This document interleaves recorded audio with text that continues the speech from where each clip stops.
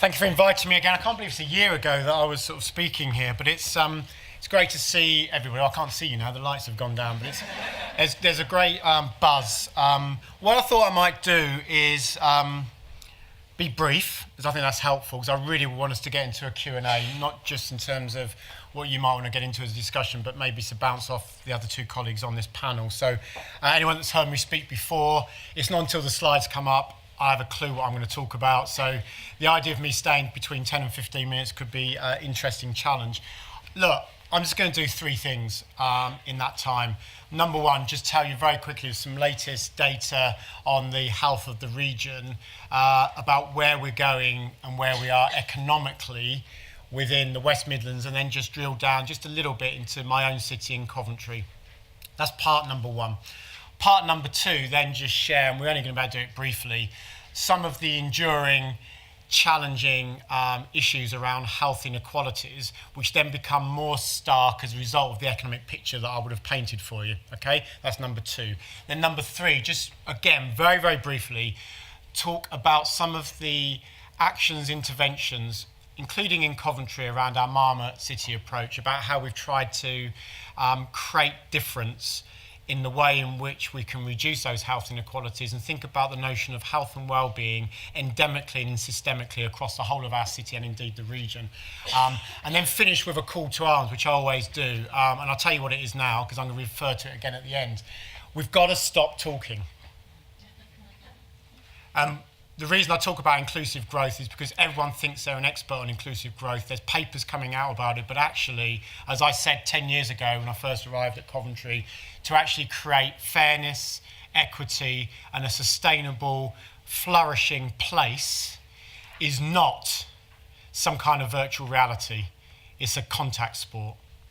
And I believed that 10 years ago, and I'm even more convinced now that it's only through action, compelling action, with conviction of leadership, that actually creates the kind of change that we need in our places. And now, more than ever, because of the major global shifts we're seeing, and also some of the major social changes we're seeing in our own country, now more than ever is a time for not just academic debate, as important as that underpinning is, but real action on the ground. I've probably taken 4 minutes, but let's just share. Look, it doesn't matter about all of these figures. I think the slide packs are going to be in for you. And I know there's a number of analysts in the room and people that could be interested to reflect on some of this data compared with some of the work that they're seeing.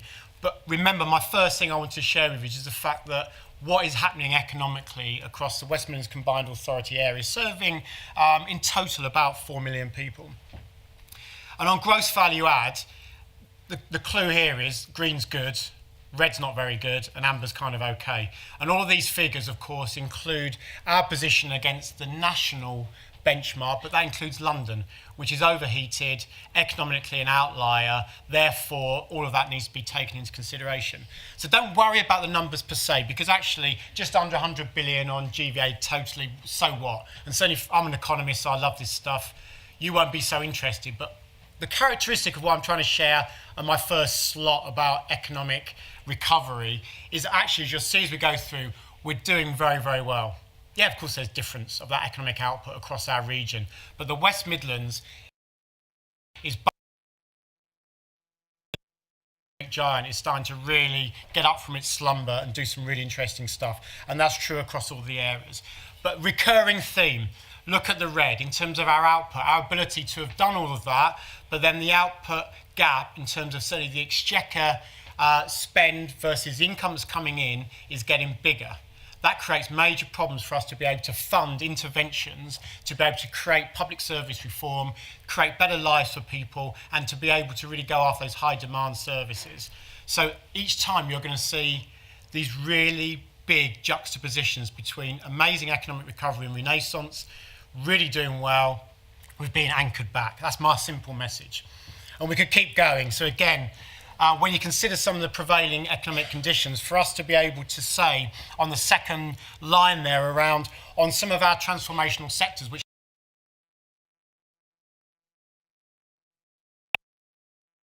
as we think about whatever Brexit chucks up over the next few months and years, suggests that actually we are creating opportunities in our region that we've not been able to do for many, many years. But again, for some reason, look at the red. where we were known very much around the notion of enterprise and startups, we're starting to see some real kickback. And the final one about real jobs, and we know, and I know from my own work with Michael Marmot for years, that we know that through meaningful employment, education, training, across a whole raft of opportunities, creates for us the best opportunity to create health, well-being, and that kind of vitality that many of us take for granted. So again, the green is brilliant. And keep going, job creation. Actually, latest figures looking at some of those overall jobs and employment rate, we are doing better than anyone would have given us credit for, and starting to really become a positive outlier. And again, not a bad position. If I'd have shared this with you 10 years ago, 5 years ago, you'd have seen red in many of these areas for our West Midlands region, including my own city and sub-region. So I'm rushing through this because the point is quite clear. And then the juxtaposition about, again, don't worry about the detail, but again, some of those enduring profiles of health, life expectancy, and some of those inequalities that are profiled still across that West Midlands region. And the fact that I talked before to John and other colleagues around the guilty knowledge that is there now on our public health profiles of looking at some of those areas that is just anchoring us back, probably to a reality, but also to show such a shift and a change from all that great transformational economic work, the physical reimagination of our places. It makes it feel even worse that we're still seeing profiles which show such a big difference in our places between those that have amazing health outcomes and those that don't. And those have heard me before speak about Coventry and the number 10 bus route. Just that notion of a compact city, just a couple of bus stops, literally a couple of miles, and you're seeing 8-9 years difference in life expectancy. But then the same layering of deprivation, lack of access to opportunities, to culture, to sport, to employment, to training, to good affordable homes. It's the patterns that I know you know, but all I'm trying to say is that as we really probably shout louder than we've ever done before about our amazing renaissance economically, these things are becoming to even more sharp relief and focus, is the point I wanted to make. And we can get into more discussion about this at the end. So then a slide which just shows if we were, as a West Midlands Combined Authority area, to start lifting ourselves up to that national average and improve our productivity, if you like, and our outcomes across some of the areas that I've shared now, just think about the difference that will be made. And that has to be our call to arms, to be able to think about how can we, through the eyes of people, think differently just about lifting our own performance and our own outcomes. And you know, these make real positive changes and differences to people's lives if we can actually think differently about going after some of this. And we could have chosen others in terms of opportunities to education, employment, and also one of the ones that always gets me is the top left, a little baby face, which is a little bit like me a few years ago. Probably a little bit more hair on that one. But this is, look, I tend to sometimes create a bit of hyperbole, but this is really, really important. How can I stand in front of you as somebody who's a proud public servant, who's had a decade, as already heard, in a city that is doing amazing stuff, and look at not just the stories, but the data which is showing across my city in the West Midlands still far too many of our preschoolers who are not even ready to go to school. And they're in nappies at the age of 4. And I don't do this as a kind of alarmist shock to, oh, well, he's gone on one again. Because actually behind this economic and health data are real stories. And I'm going to end with it in a moment, but let's just visualise that. How can it be right in 2019 that in primary schools across the West Midlands they are receiving children that are basically unable to have the basic speech patterns or be able to do the basic human functions? Now, we can't vilify that. We can't say that is the pattern across the entire place.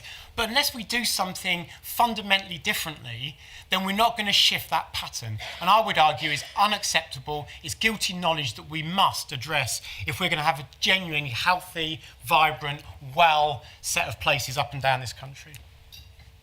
So that's the kind of bit about, the first bit about economic profiling. Just then think about Coventry's position within it. We've got, again, so much going for us. We're at Trail, massive economic potential around just things like the City of Culture, European City of Sport, Commonwealth Games in 2022, hosting the Rugby League World Cup. By the way, none of those things happen by accident.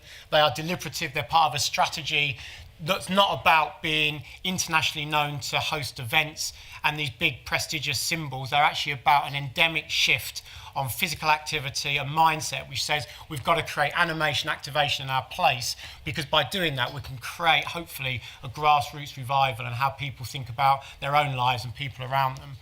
But, by the same token, just that huge anchor back down again, my reoccurring theme, if you take nothing else, amazing joy about the fact that we're absolutely flying at the moment.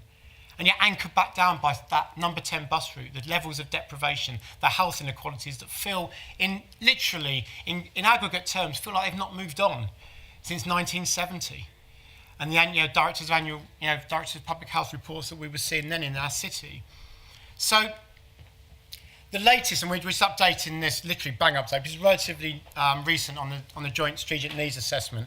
Again, don't worry too much about the figures, but just the notion of who is enjoying the success across the West Midlands of that job creation, those new homes that are being built, those new opportunities for economic revival. The truth is, it's the same people that were always enjoying those benefits. Why do we know that? Because we've seen the profile. We know who is accessing those opportunities and who is not. And it is unacceptable. And we can have lots of platitudes and lots of conversations about health in all policies and how we think about changing the way in which we approach this, but unless the dial starts to get shifted on the ground, I'm afraid we're going to be sharing these same infographics time and time again. I'm conscious of time, so I'm going to keep moving. So, first bit, economic revival from a regional point of view, from a city point of view, but major anchors back down on our health inequalities. So, the third bit before the final call of arms. So, are we just going to passively accept this? And I was absolutely determined way back in Coventry, and certainly in my role of setting up the combined authority and working with the mayor there, that at two levels, spatially, both at a city and a sub-region with Warwickshire, but also with the West Midlands at a big conurbation level, we were going to start doing practical things.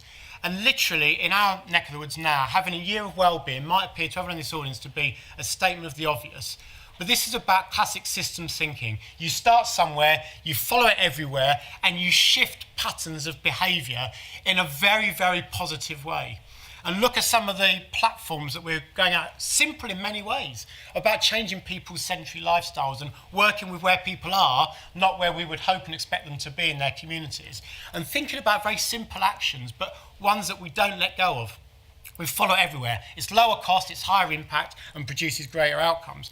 And these are really important initiatives that actually should start to shift the mindset, behaviours, and hopefully start to shift some of those infographics. And through our One Coventry approach, we're absolutely determined to think about how everything that we do, from the economic, physical infrastructure, our 5G platform, right the way through to our universities, City of Culture, that we create through a different approach for our assets and our communities, a new approach to how we can tackle health inequalities, but also broader inequalities in our city, because it cares so much to us, not just politically, but as public servants and as our communities.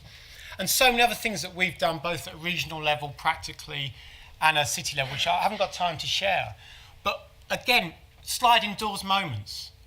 Question that I was asked and was posed to us way back when we established the combined authority.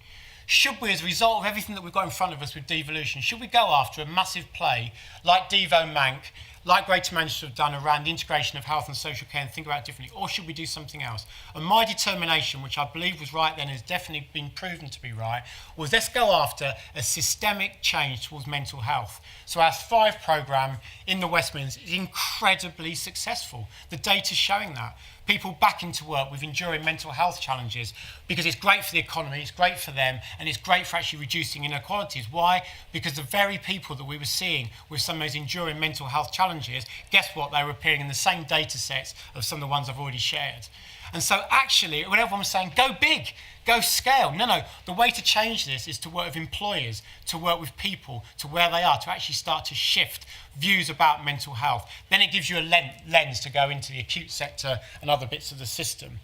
And the things I've talked about, including to audiences like this before, the red that I showed you on sedentary lifestyles, a way of thinking about Coventry on the move, but then West Midlands on the move, to have this kind of literally social mobilisation, to think about how we can improve the physical activity of children and adults together, but from where they are, not some kind of ridiculous top-down notion of go to a gym, go to the parks and expect that to happen. You've got to facilitate this and enable it, but then do the thing that best public services always do, which is get out. Get out of the way. Having created those conditions, get out of the way. So, I think I'm probably up against time. Final comments, if I may. If I've told you about the economic renaissance, told you about the anchoring down of health inequality, which are enduring across both my city and the region, and are now shown even more under that lens, and quite rightly, actually, as a result of that, shown you a few examples, which we can talk about under Q&A, around how we've tried to, it's not just talking about it and getting on with it. Let's just finish with a call to arms, which I alluded to earlier on. We in the West Midlands, including mirrored in Coventry, have got inclusive growth unit approach. We're trying to think about public service reform at scale and how we invest in the right interventions to create a fundamentally different approach to the economy so that everybody can enjoy the benefits rather than endure some of the downsides of this massive growth. But actually, that is, if we're not careful, an academic theoretical exercise. So what we've got to do is get beyond what I've called the platitudes. And when we talk about health in all policies, when we talk about change, when we talk about how we are going to shift that dial, let me leave you with two thoughts, which I've kind of, in classic Reeves terms, have probably not refined properly, but I think it goes something like this. There is hard wiring that is required. There's absolutely no doubt about that at all. Listen to some of the stuff that's going on, I think, up in Leeds today, sort of European symposium on obesity. You've got to hardwire it. You've got to be bloody brave enough, quite frankly, at a licensing level, a planning level, an urban design level, a future design level, to actually do something which hardwires in change and creates the conditions under which, for example, you can go after some of these major social challenges around obesity, around lack of activity, around eating habits, drinking habits, substance misuse.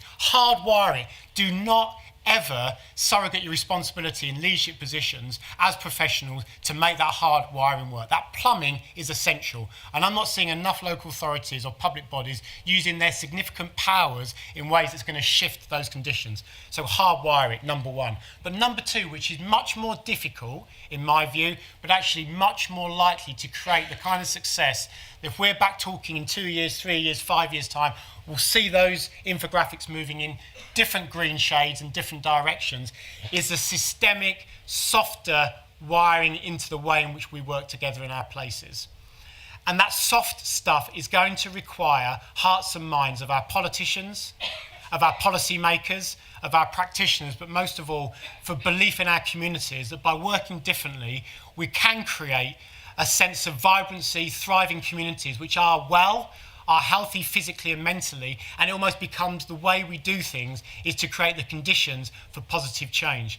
That is a mindset shift, and it is the biggest challenge, in my view, to the professional and the political class, because it will not be done by just the hard wiring and just by actually professionalising ourselves out of this. That model is broken. So I hope that some of that gives us some confidence that up and down this country, despite some of the major challenges we're facing at the moment, there is another way. There has to be another way, but we need to learn quickly, we need to be disruptive, innovative, but above all, hardwire, but also in soft terms, change the minds and hearts of people up and down the UK. Thank you very much.